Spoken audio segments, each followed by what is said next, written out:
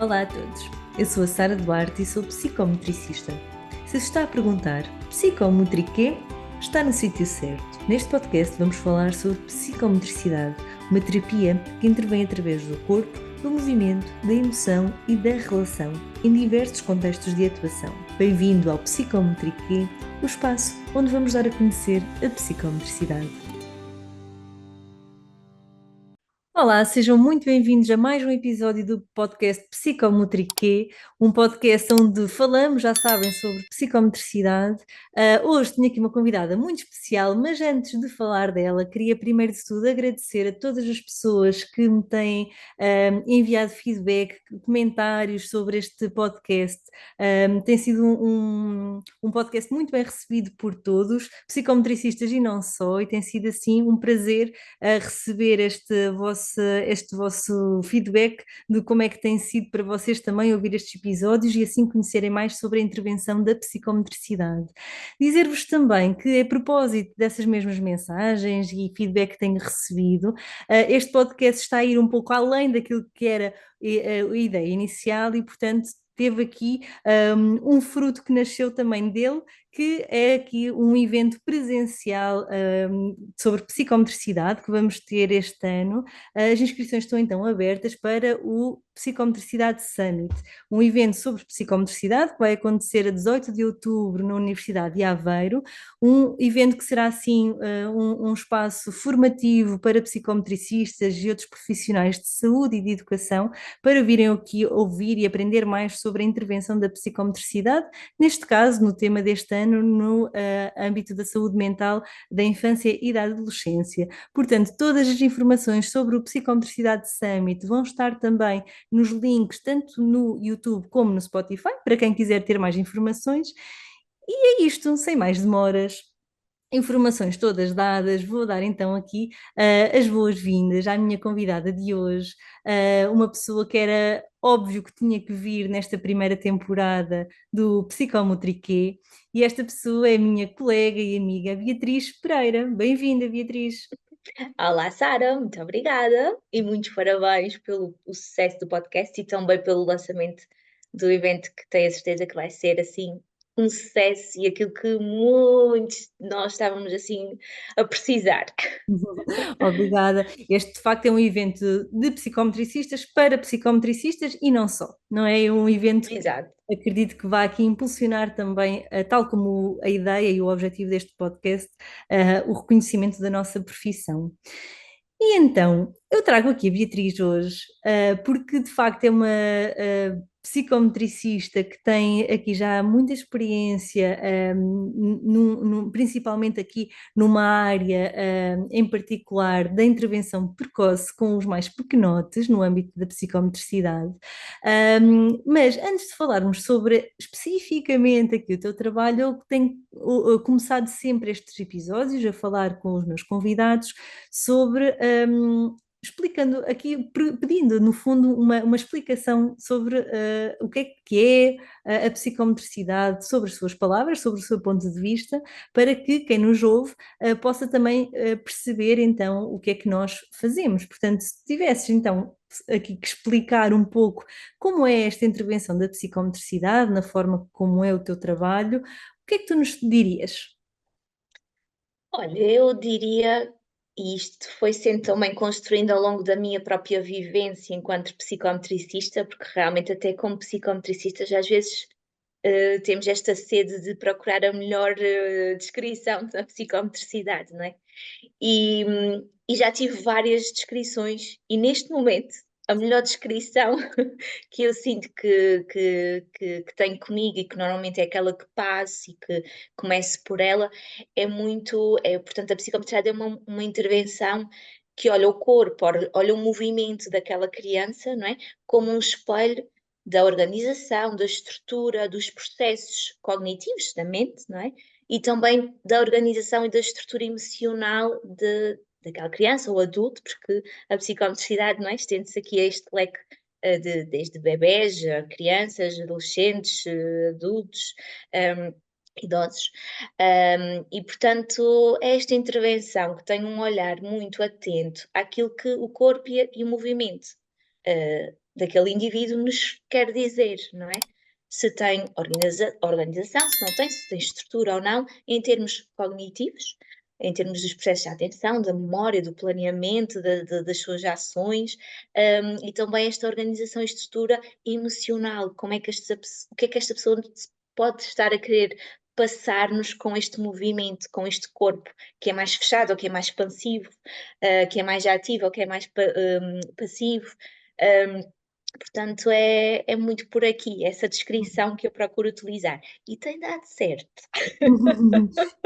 Eu acredito, e aquilo que vou percebendo é que nós estamos sempre muito preocupados, não é? Nós, psicólogos, Uhum, e que obviamente que é fruto de ser uma profissão ainda relativamente, custa-me dizer recente, porque já tem várias décadas, mas ainda não tem não é tão alargada em termos de conhecimento como outras áreas terapêuticas, não é?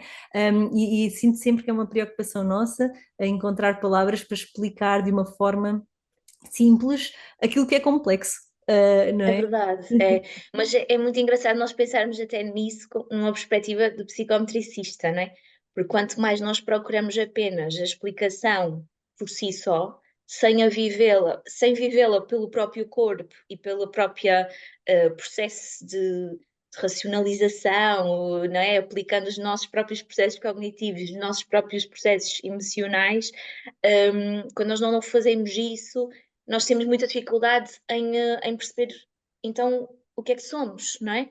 E eu acho que a partir do momento em que eu comecei também eu própria a refletir sobre o meu corpo, a observar o meu corpo, o meu movimento em sessão, também fui ativando e organizando todo este conhecimento que eu posso ter interno de mim, não é? E que me define como psicometricista e também toda a emoção que eu levo como psicometricista, seja as minhas emoções que eu levo para a sessão, seja a forma como eu vejo já de outra forma as emoções que a criança, neste caso criança, porque é com quem trabalho, me passa com o corpo dela, dá-me outra sensibilidade. E portanto, o meu conselho, porque nas mentorias que faço, ou às vezes por mensagens que me enviam nas redes sociais, mas como é que eu explico mesmo, não é? Já paraste para sentir primeiro, já paraste para sentir o que é psicometricidade. E acho que a partir daí depois é mais fácil desconstruir aquilo que é a psicomotricidade para nós e estarmos ok com isso. Acho que às vezes também estarmos ok com aquilo que é a nossa definição da psicomotricidade. Uhum. O que tu falavas é uma coisa curiosa, que na psicologia é uma coisa muito instituída e é muito falado e muito estudado, mas que na psicomotricidade também acontece e nós também olhamos para isto, que são no fundo os processos que tu há pouco falavas, de transferência e de contra-transferência, não é? Uhum, Isto na uhum, psicomotricidade também existe, obviamente existe nas outras intervenções também, mas nós também uhum. olhamos para isto com significado. E quando tu falas disso, no fundo são estes os nomes, não é? E a possibilidade de nós podermos tomar consciência de nós na sessão e nós, o que é que nós levamos para lá e da disponibilidade que temos ou não temos e de que resposta corporal damos ou não damos e que verbal e que resposta verbal também damos ou não damos, também tem muito de trabalho pessoal e Sim. quase que da nossa própria intervenção connosco mesmo, né? Nesta tomada de consciência de quem nós somos enquanto profissionais, mas que também somos pessoa, mas que Uhum, ali somos uhum. um Sim. mix, não é? Acho que isto leva-nos mesmo para uma conclusão muito importante que é a importância de nós, antes de irmos exigir ao outro alguma coisa, antes de irmos meter o nosso dedo Uhum, naquilo que é o corpo, o movimento de outra pessoa, as emoções de outras pessoas, a forma como ela pensa, como ela planeia, como ela é atenta ou não é, nós temos que saber parar para pensar sobre todas essas coisas em nós, para nós termos outra sensibilidade na nossa atuação, um, e essa sensibilidade vai fazer a diferença toda na nossa intervenção, porque nós vamos ter aí sim o verdadeiro olhar holístico daquilo que é a criança com outro respeito, não é? E com outra ponderação, com outra calma. E essa para mim é uma definição muito importante aqui no psicometricista. Este psicometricista que respeita o corpo, respeita a mente, respeita a cognição, respeita a emoção, não é? porque também faz esse processo de reflexão para consigo mesmo e, portanto, leva essa empatia depois para os casos que tenho consigo. É um trabalho muito giro, como podem ver. Talvez não consigo me lembrar. Uma outra coisa que eu sei que tu fazes muito nas tuas formações, tu também fazes, para além de psicometricista, também dás formação, não Uhum. é? A profissionais, de educação, de saúde também. Eh, mas para além desta formação, vou colocar aqui um entre aspas formal, não é? Há também aquilo que nós, não sei se podemos apelidar de formação, mas pelo menos de dar um modelo às famílias das crianças que acompanhamos do que é que está a acontecer, do que é que não está a acontecer, de como é que podem fazer, de como é que não podem, e mesmo aos tais Uhum. educadores, então, quando é uma formação mais formal sobre, mais do que atividades, pensar sobre a criança.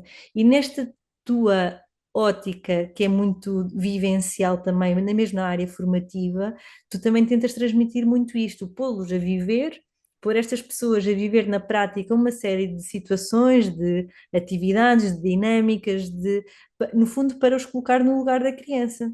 Sim, sim, porque uh, eu adoro a palavra empatia e faço muito por viver esse valor, seja como mãe, como amiga, como profissional, como formadora, e porque eu acredito mesmo que quando eu não preciso de viver aquilo que o outro está a viver, mas quando eu simplesmente aplico, ou tenho esta empatia para com a minha pessoa, no sentido de a compreender, tendo em conta a educação que ela teve, as experiências que ela teve, a visão que ela tem, as coisas que ela acredita.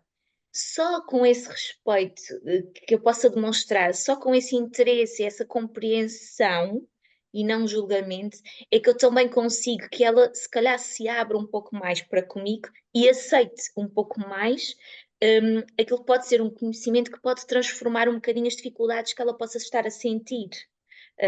E ao qual está fechada a ferramentas que são estranhas ou muito que incomodam, não é? Que levam a um lugar desconfortável para gerir determinadas situações, porque tem determinadas crenças, porque tem determinado perfil de atuação, pronto. E, portanto, eu acho que esta empatia que eu procuro levar, seja com as famílias, seja com a escola, seja nas formações, seja em contexto clínico, seja no contexto das mentorias, eu procuro colocá-la e fazê-la sempre ser percepcionada, porque eu acho mesmo que é a janela para uma transformação. E basta pensarmos o seguinte: nós ligamos-nos mais com quem também sentimos que nos ouve, não nos julga, compreende, tem interesse por perceber, apesar de nós sabermos que pode não concordar connosco, não é? Portanto, quando nós sentimos que alguém está a dispor a sua empatia para connosco, nós temos essa pessoa em muito mais consideração, com muito mais confiança e temos muito mais segurança até para expor, epá, mas isso é muito desconfortável para mim. Ou, mas eu detesto, ou, mas eu fiz isto, olha, confesso que fiz isto, sei que não é certo. E esta partilha aberta, não é? É o caminho realmente verdadeiro para um bom trabalho de equipa em todas as valências e todos os contextos que estão à volta da criança, não é? E, portanto, quanto mais existe essa aplicação da empatia, seja em que formato for, seja em que contexto for, eu acho que é muito transformador neste processo, no processo de intervenção, como psicometricista, na minha atuação como psicometricista. Uhum. E é também a melhor forma, acredito eu, que as pessoas a quem tu estás a dar formação ou quem estás a ajudar a pensar sobre, também é a melhor forma delas poderem absorver essa informação, não é? Sim, sim, sim. E eu acho que as pessoas gostam muito de poder ter um momento para pensar em si antes de poderem pensar no outro.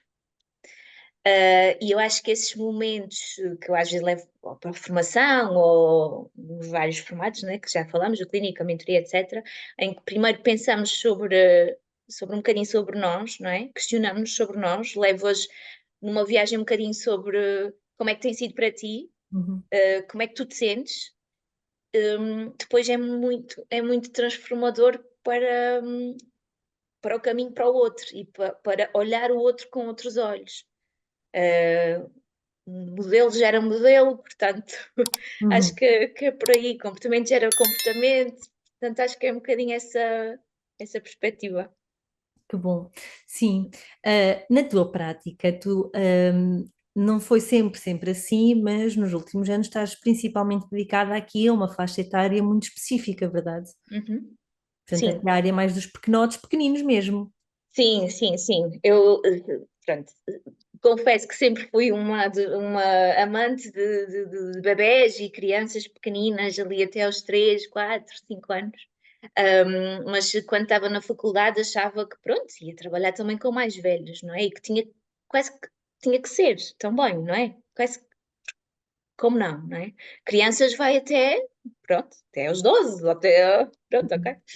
Um, mas depois, ao longo da minha prática, também fui percebendo o que é que realmente me preenchia e onde é que eu sentia que realmente hum, tinha ingredientes em que poderia fazer uma melhor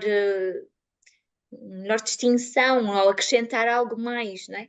E senti que claramente tinha que admitir qual é que era o meu foco de intervenção, aprender a dizer que não, mesmo se calhar até tendo essa disponibilidade, porque sentia que queria ir mesmo para uma determinada faixa etária, queria ter tempo para me dedicar a estudar sobre isso, e isso também conta como trabalho. Um, e, portanto, sim, fui canalizando o meu público de atuação para as crianças ali nas idades de até aos 5, 6 anos. Começo normalmente com eles, muitas vezes, às vezes com 1 ano, 2 anos. Uhum. Um, e, portanto, num contexto de intervenção precoce, é um tema que eu adoro. Um, que acho sempre que nunca sei tudo, e acho que é importante dizer isso, porque acho que toda a gente que ouve o podcast vai sentir isso, que é eu nunca sei tudo, mas é o tema que me faz mesmo sentir bem, é um propósito, é quase um propósito muito grande que tenho. Trabalhar com estas crianças porque muitas vezes é tão crucial começar tão cedo e só o trabalhar tão cedo pode mudar tanto a vida daquela criança, pode, pode ajudá-la com tantas coisas que ela pode não chegar a ter que viver e que poderão ser dolorosas, que isso, como gosto sempre de ser muito protetora, quase que está aqui inerente, não é? Então foi exatamente isso, fui descobrindo a área da intervenção precoce como a minha área de atuação. Neste momento, o público que tenho, maioritariamente com atraso de desenvolvimento psicomotor, perturbações de neurodesenvolvimento, algumas já com um diagnóstico, outras não, mas muito dentro da área do autismo, das dificuldades na relação, da comunicação, da interação social, e portanto, é a minha perdição de atuação. Portanto, tu não trabalhas só, ou melhor, tu trabalhas em contexto clínico, esse tipo Hum? de área, não é? Mas a verdade é que não ficas estanque e fechado nestas quatro paredes do gabinete, principalmente com, nunca, não é? Mas principalmente, eu diria, com miúdos tão pequeninos, cujo tempo de Sim, intervenção, seja uma sessão ou duas semanais, acaba por ser diminuto face àquilo que é o resto do tempo da vida da criança, portanto seria assim fundamental poder trabalhar os outros sim. contextos onde ela está, certo?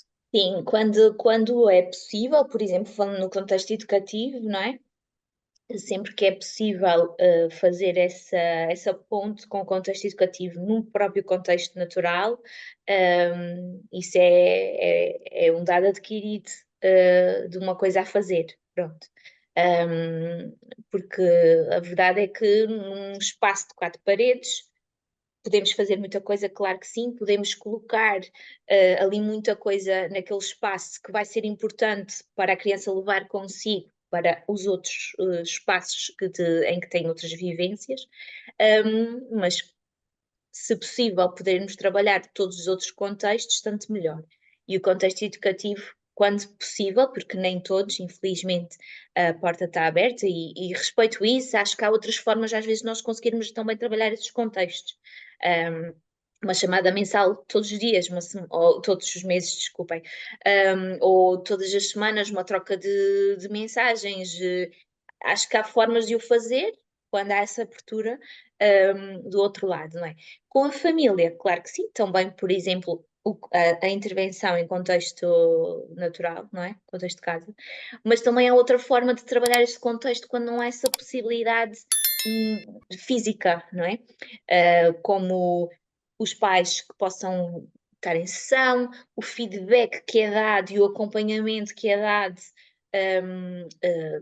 às famílias ao longo da intervenção, e esse acompanhamento pode, essa ajuda, essa orientação pode ser feita desde fazermos mesmo o brincar, faz de conta com os pais, na aplicação de estratégias, de estar, do brincar, de sermos criativos, na aplicação de rotinas que possam ser importantes e construídas em conjunto e testadas e com feedback constante.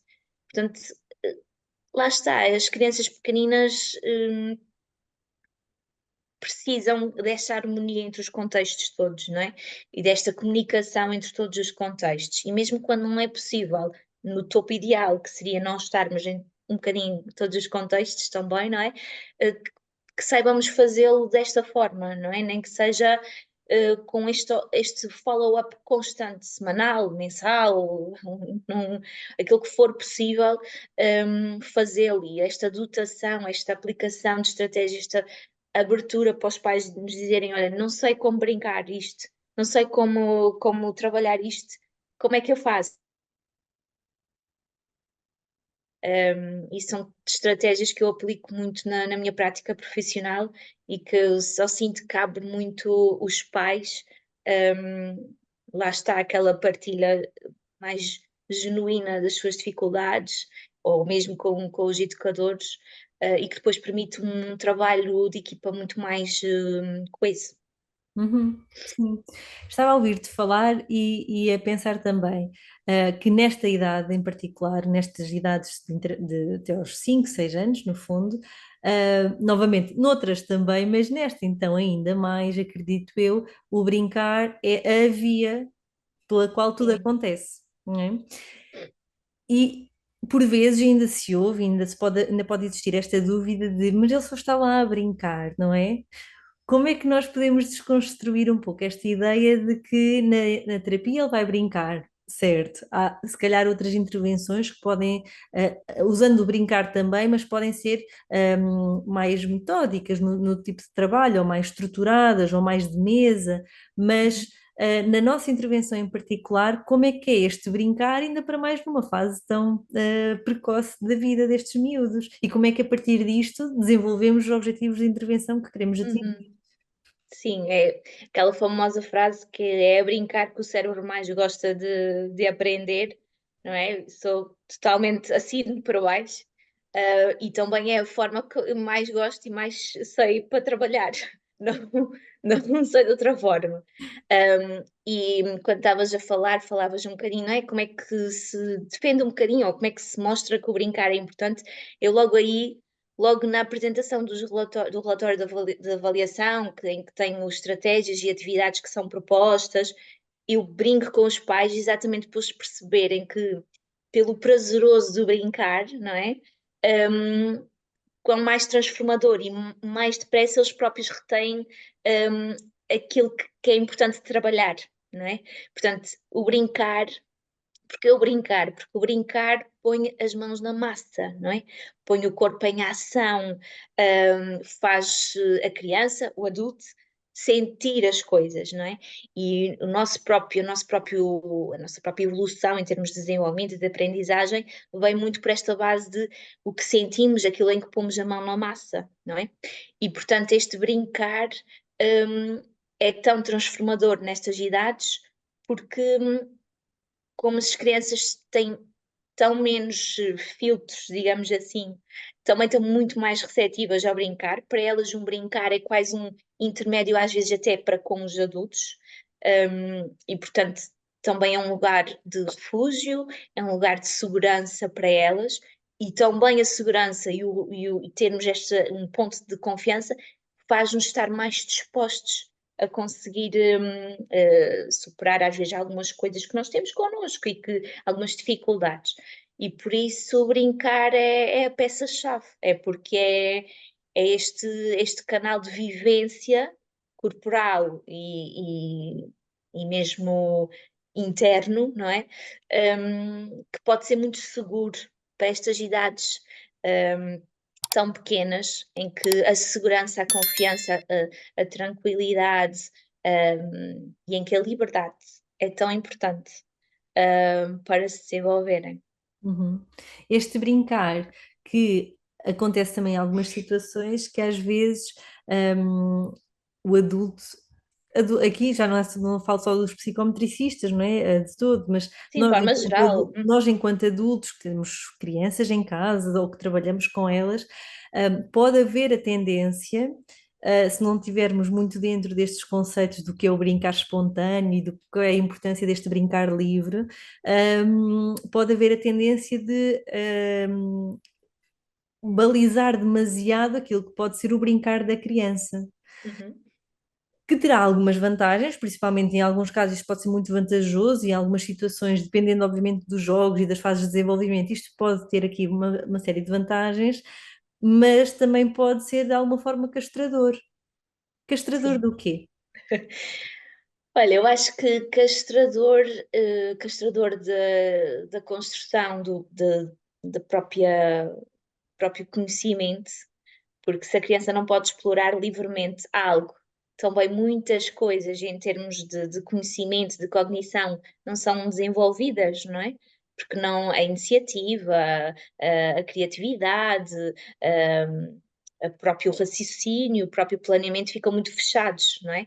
E portanto, quando nós temos um brincar muito castrador, muito diretivo, muito nem que seja a simples pergunta às vezes, mas o que é isto? E o que é aquilo? E não sei, nós não estamos a dar espaço à criança, realmente para, para alimentar ou para potenciar estas competências, não é? E que são tão importantes para depois para o futuro dela e para o próximo dia e para a próxima semana e para o próximo mês e para o resto dos contextos em que ela vai estar, de aprendizagem, de pré-escolar ou não, escolar, etc. E pode ser castrador também, mesmo em termos emocionais, esta dificuldade em expressar, ou este sentimento de eu não posso expressar aquilo que quero, que preciso, que penso, que acredito, pode se tornar aqui uma bola de neve em relação mesmo àquilo que é mesmo até a expressão emocional da criança, não é? Até a própria comunicação e relação da criança com o outro. Quando até um simples brincar é muito castrador, as crianças podem se tornar muito inibidas. Ou então, por outra via, podem envergar por outra via, a via mais, nós descreveríamos as crianças mais disruptivas e desorganizadas, porque não tiveram tempo ou oportunidade de expressar aquilo que precisam e estão ali tipo panela de pressão, não é? Portanto, sim, este brincar deve ser livre, nós devemos participar nele e participar significa estar lado a lado com a criança a brincar.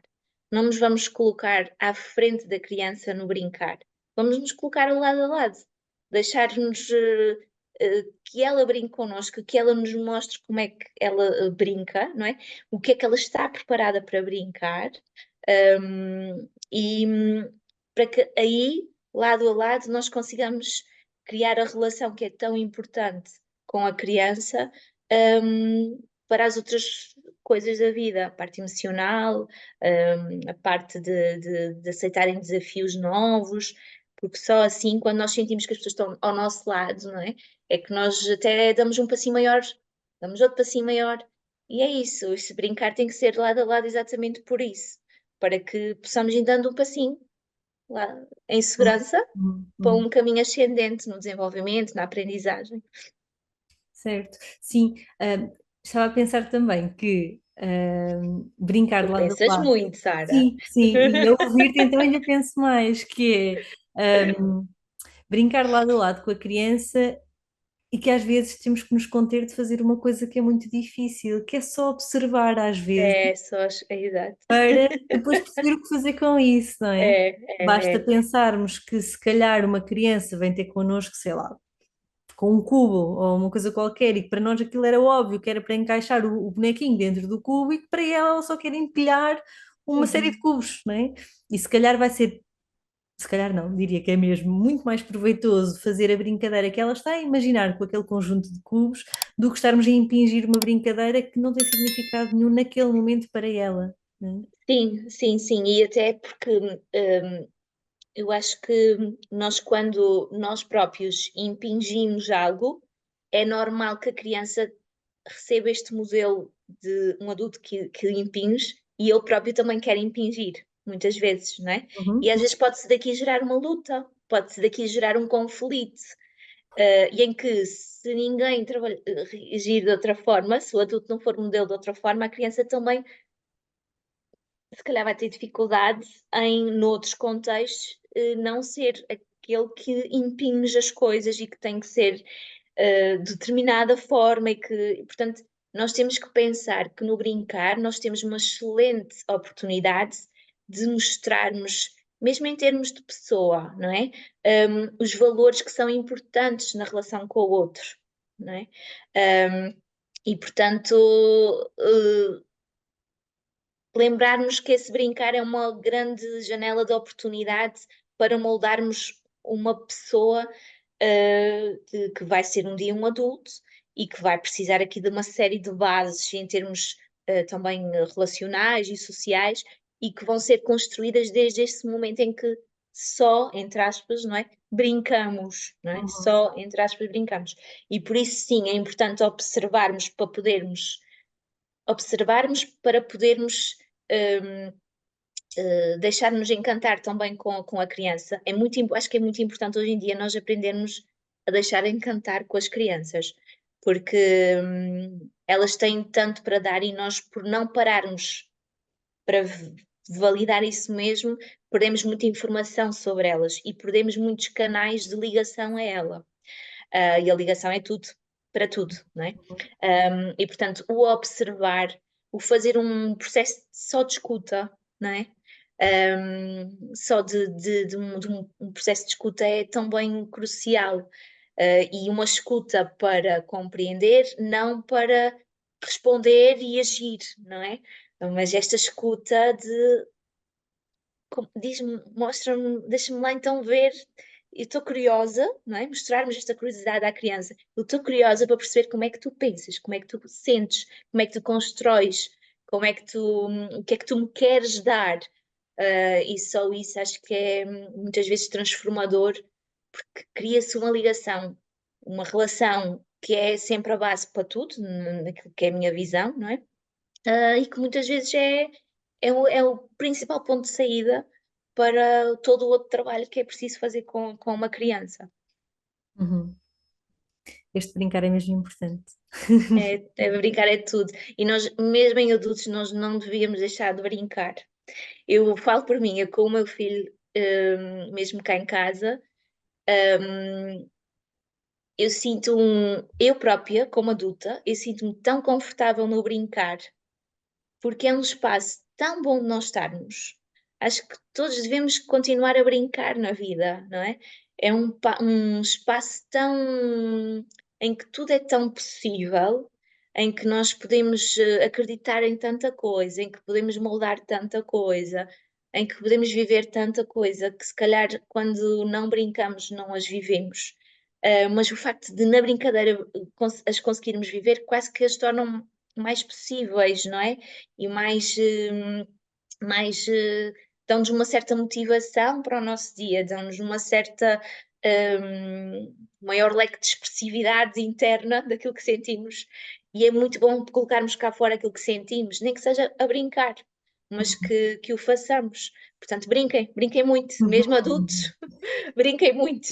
Calhar o adulto, ainda para mais se já não tiver filhos pequenos ou se não tiver filhos, se calhar este brincar é Uhum, um sim. brincar adaptado a uma vida adulta, não é? Mas no Uhum, fundo acho que o subliminar desta mensagem é aquilo que o brincar nos permite, seja com uhum. brincadeira efetiva, com brinquedos e faz-se conta, seja sem isso quando somos mais crescidos, não é? E no fundo o que é que está inerente a esta disponibilidade para o outro, eu ser capaz de me ligar ao outro, de me conectar, de escutar, de observar, de estar atenta às necessidades do outro e compreendê-las e dar resposta em relação a isso e não resposta só por Só responder. por responder. Aquele que ouvir não é escutar, não é a mesma coisa, não é?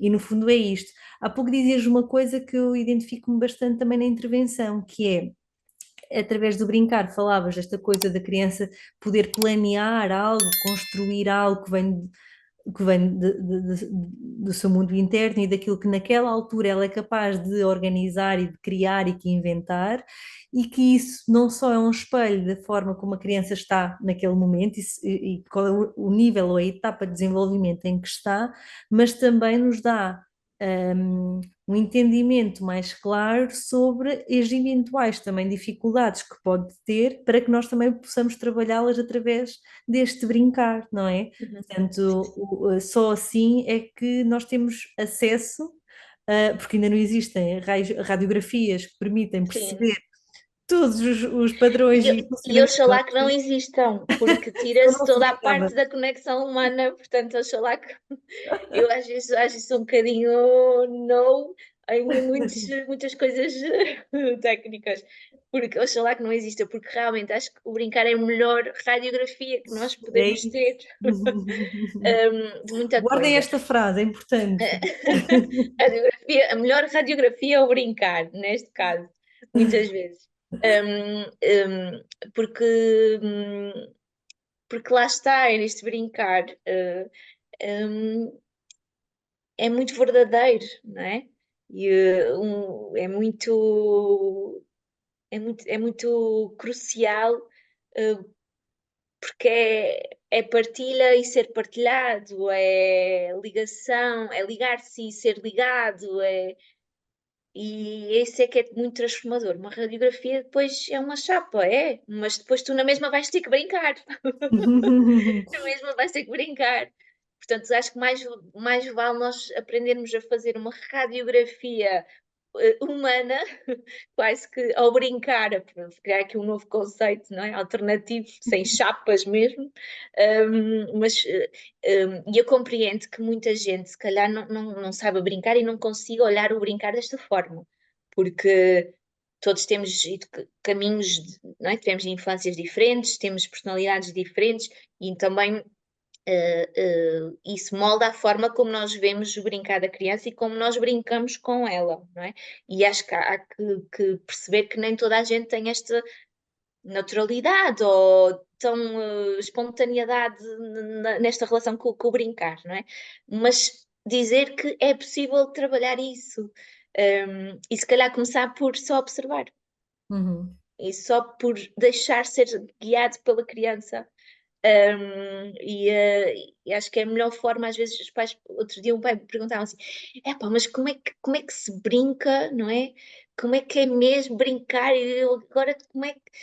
E eu, olha, você vai sentar-se ao pé dela, ou vai lá estar, no pátio, onde for, e vai atrás dela, vai segui-la, não é?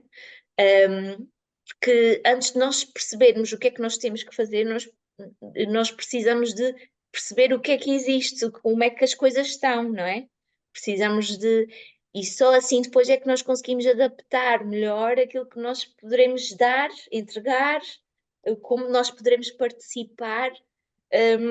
Porque se nós não fizermos esse processo de observação e de reflexão sobre aquilo que observamos, não sobre aquilo que a criança precisa, mas sobre aquilo que observamos, nós se calhar vamos estar a usar coisas que não estão adequadas à idade, não estão adequadas ao momento, não estão adequadas ao perfil, não estão. Então, agora vai começar só por observar e só prestar, só estar. Depois, o resto vamos construindo, passo a passo. Sim, e também é por este.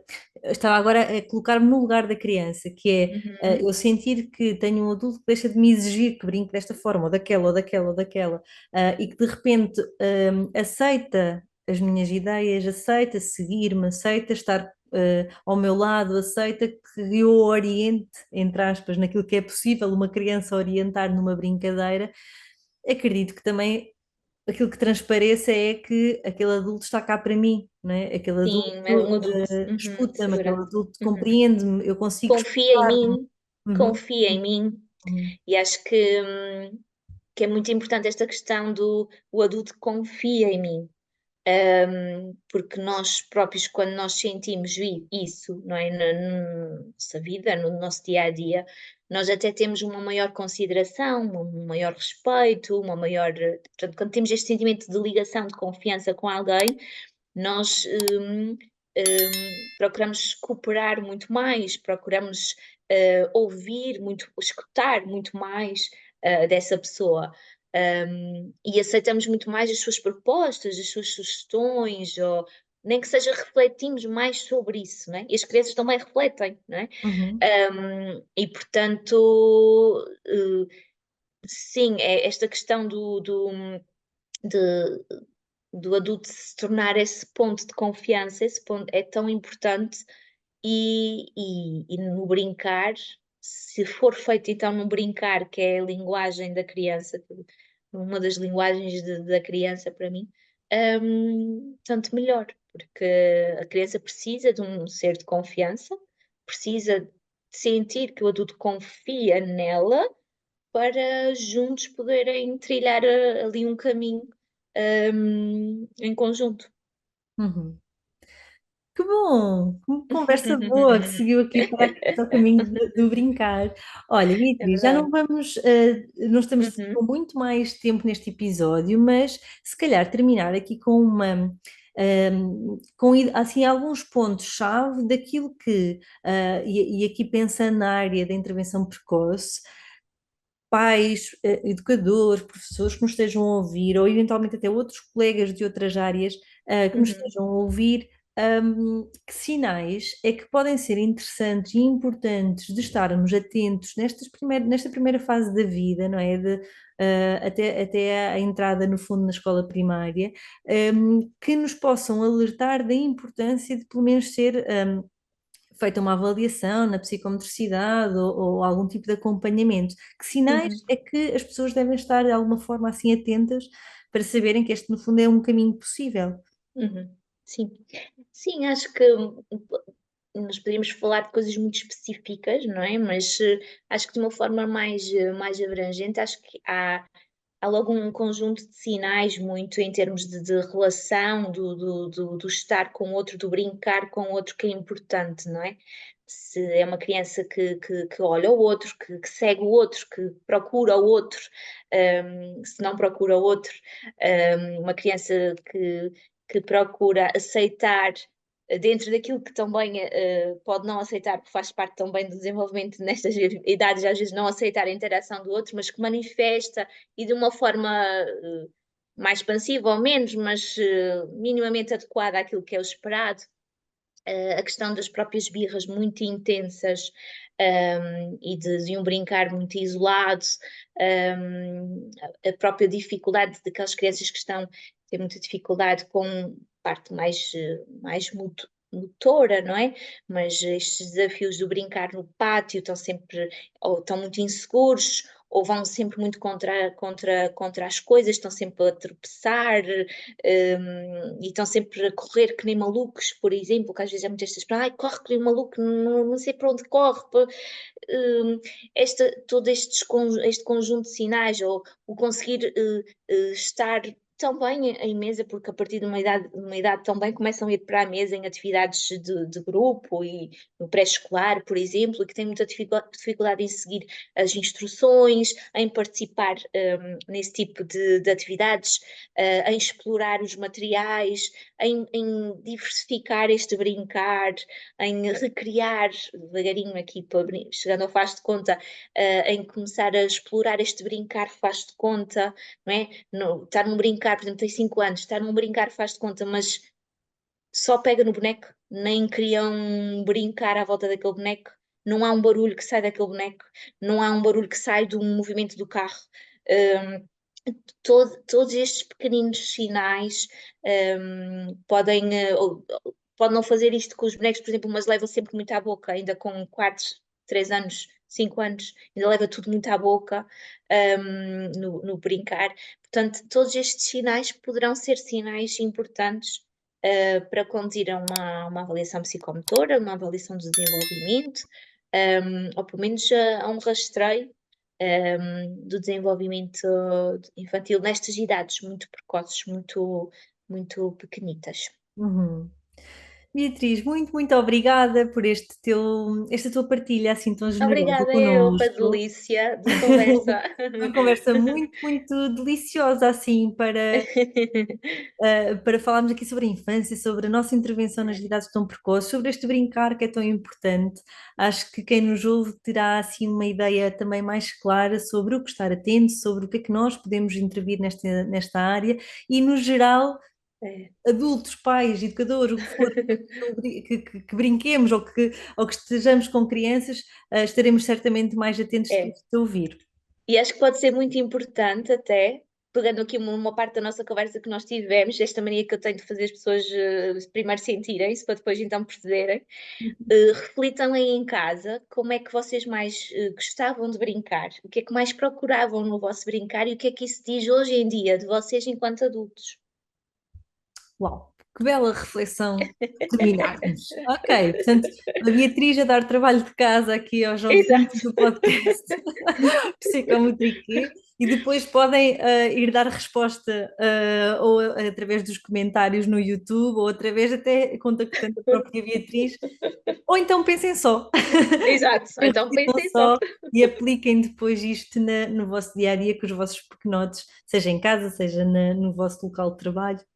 Muito bem. Exato. Beatriz, mais uma vez, Obrigada, muito, Sara. muito obrigada por esta Obrigada. partilha connosco. Para terminarmos, recordar então aqui que as inscrições para o Psicomotricidade Summit estão abertas, portanto, para quem quiser estar neste evento presencial, poderá aceder aos links através ou aqui do YouTube ou também aqui do Spotify, as duas plataformas onde nós nos encontramos, e para que mais pessoas também possam ter a oportunidade de conhecer a nossa psicomotricidade e cada vez menos façam a pergunta psicomotriquê, deixo-vos novamente o convite para partilharem esta conversa, colocarem o vosso like, subscreverem o canal se nos estiverem a ouvir no YouTube para que fiquem a par de todas as conversas que saiam deste podcast. Portanto, resta-me novamente agradecer à Beatriz, despedir-me de vocês também e então até ao próximo episódio de Psicomotriquê. Até breve.